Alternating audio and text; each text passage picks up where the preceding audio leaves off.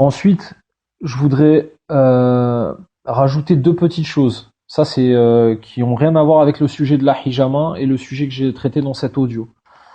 En fait, bon, je vis sur Facebook, il y a des groupes qui traitent de ruqya, où les gens, entre guillemets, sont censés s'entraider. Et là, dernièrement, j'ai vu deux choses qui m'ont fait dresser on va dire, les cheveux sur la tête ou les poils de barbe. La première chose, une sœur miskina qui dit que dans un demi-sommeil, elle a vu une araignée qui machin. La première réponse qu'elle obtient, c'est un frère qui... Juste elle dit ça quoi. La première réponse qu'elle obtient, c'est un frère qui lui dit ma sœur, t'es possédée, faut que tu fasses ruqya. Donc les frères, les sœurs, déjà, pour ce qui est du monde des rêves, il y a des conditions à l'interprétation des rêves. Déjà, au niveau des rêves, il y a trois types de rêves. Le prophète alayhi salatu wassalam l'a dit. Le rêve est de trois sortes. Le rêve véridique, le rêve où l'homme converse avec son âme et le rêve qui cause l'effroi et qui provient du diable.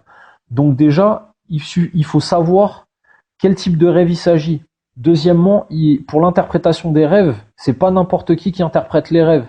C'est-à-dire que dans le Coran et la Sunna, on voit que c'est soit des prophètes, soit quand on se base sur la vie des salafs, on voit que c'est des gens qui sont pieux. C'est-à-dire que c'est pas l'interprétation des rêves, c'est pas comme des mathématiques.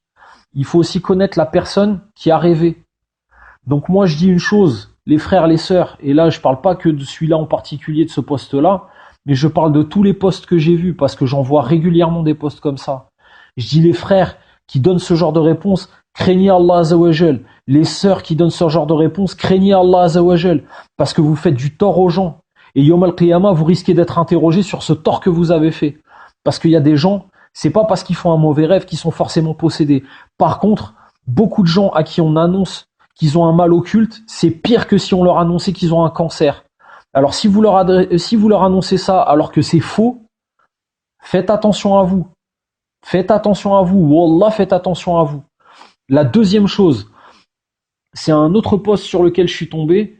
Miskina, une sœur, elle dit qu'elle est allée faire ruqya et qu'avec le raqi, je sais pas, ils ont tué combien de djinns parce que lui, il faisait ruqya et elle fermait les yeux, elle voyait.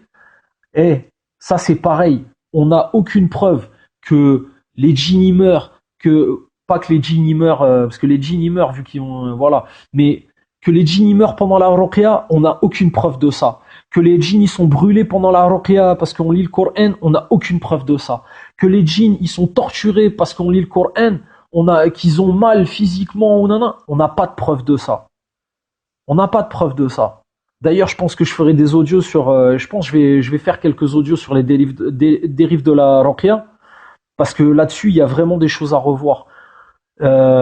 Donc, comment dire, les gens, moi je vous le dis, les preuves sur le monde de l'invisible, c'est le Coran et la Sunna.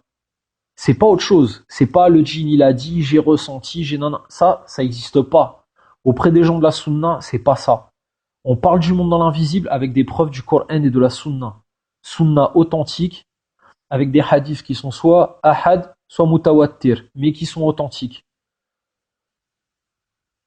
Et donc, j'engage mes frères qui font ruqya à pas rentrer dans des choses comme ça. Le djinn il brûle, le djinn il meurt, le djinn kada, kada, kada. Akhi, tu parles du monde de l'invisible. Fais attention. T'as des gens, ils viennent te voir, ils sont faibles. Il y en a, ils sont malades.